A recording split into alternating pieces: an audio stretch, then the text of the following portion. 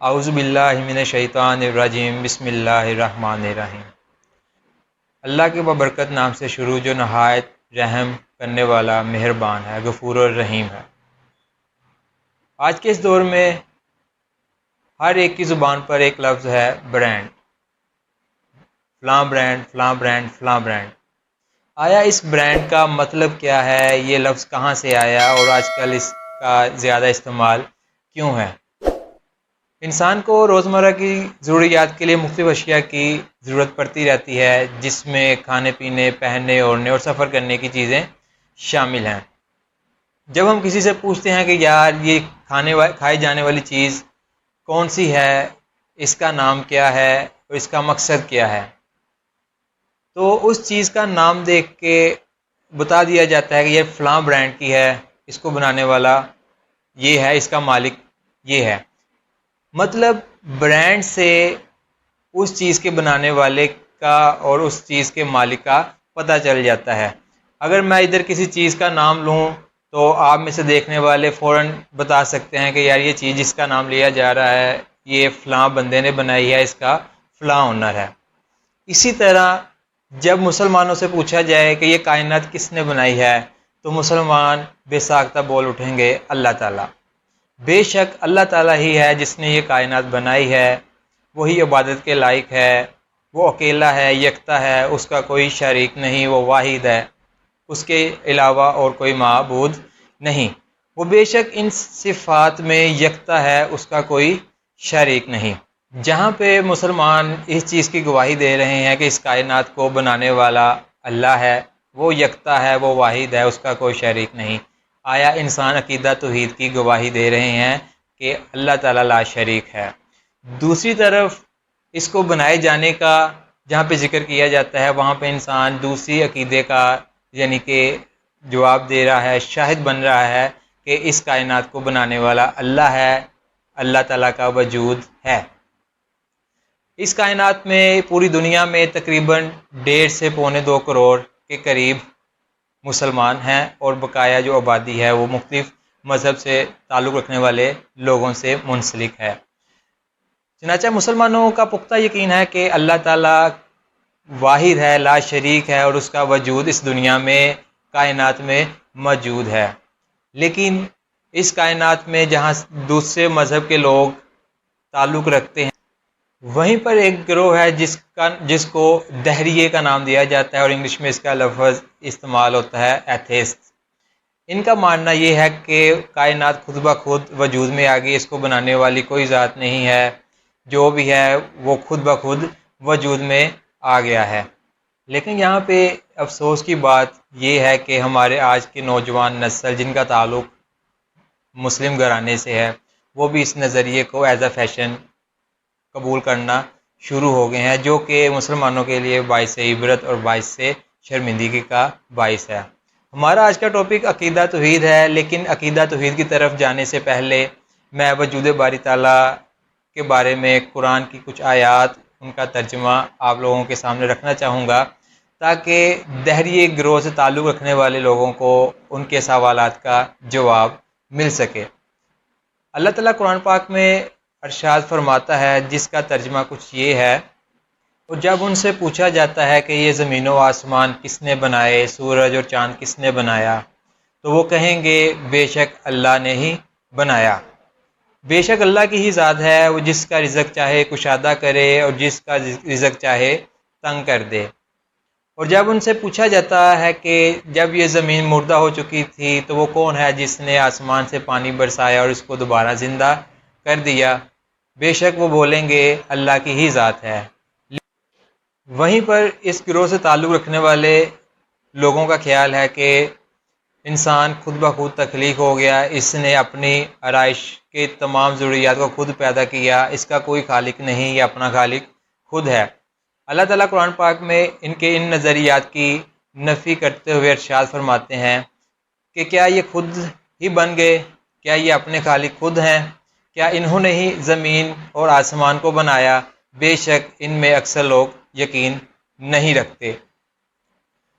اس کے علاوہ اللہ تعالیٰ نے قرآن پاک میں متعدد جگہ پہ ان نظریات کی نفی کرتے ہوئے بیان فرمایا کہ بے شک میں ہی ہوں جس نے کائنات کو بنایا، اس کی تخلیق کی، زمین و آسمان، چاند سورج سب میرے ہی حکم کے محتاج ہیں۔ بے شک انسان اور تمام مخلوقات اللہ تعالیٰ کے ہی حکم کے محتاج ہیں۔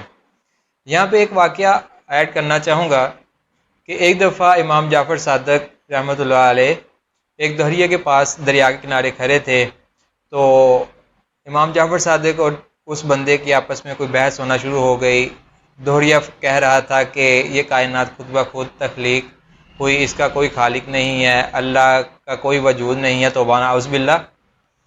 تو امام جعفر صادق نے اس کو منہ توڑ جواب دیتے ہوئے فرمایا کہ میں نے دیکھا کہ دریا کے کنارے ایک درخت ہے، درخت ٹوٹنے کے بعد وہ مختلف حصوں میں تقسیم ہو گیا، تقسیم ہونے کے بعد اس نے یعنی کہ اپنی شیپ ایک کشتی کی تیار کی اور خود بخود دریا میں چلنا یا تیرنا شروع ہو گئی۔ تو اس پر دہریہ بولا کہ ایسا امپاسبل ہے، ہو ہی نہیں سکتا ہے، یہ ناممکن ہے۔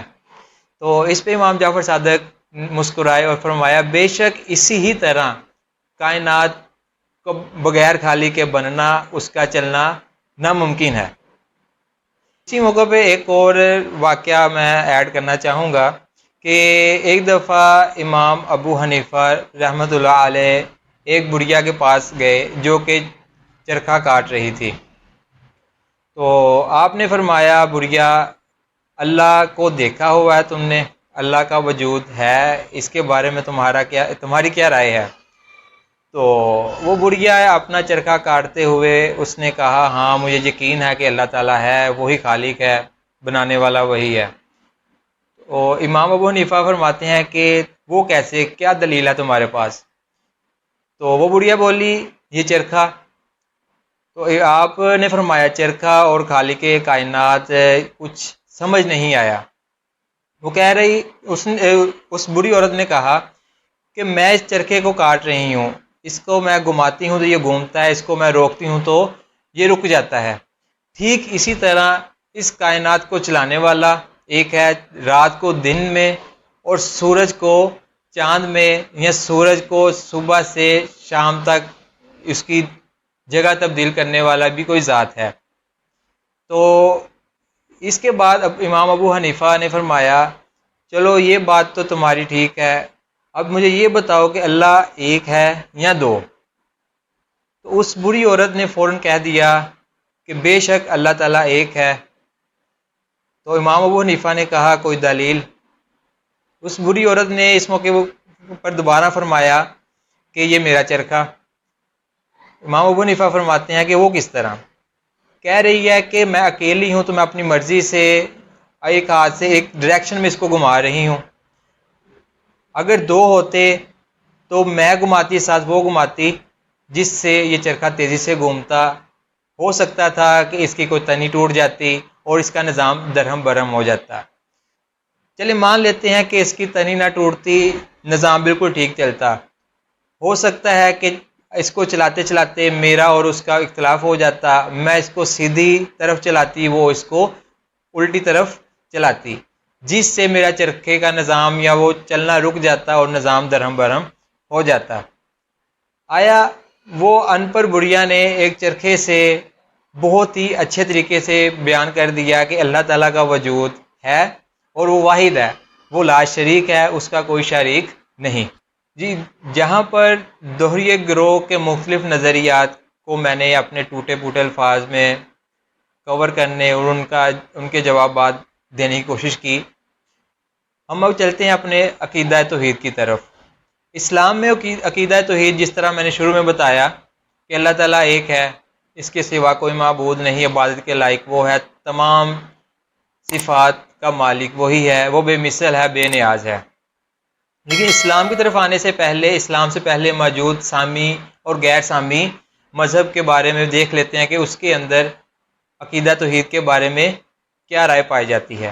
سامی اور غیر سامی مذہب سے مراد، سامی مذہب وہ مذہب ہیں جو الہامی ہوں، اللہ تعالیٰ کی طرف سے ہوں، اور غیر سامی ایسے مذہب جو الہامی نہ ہوں، لوگوں نے خود اس کو بنایا ہو۔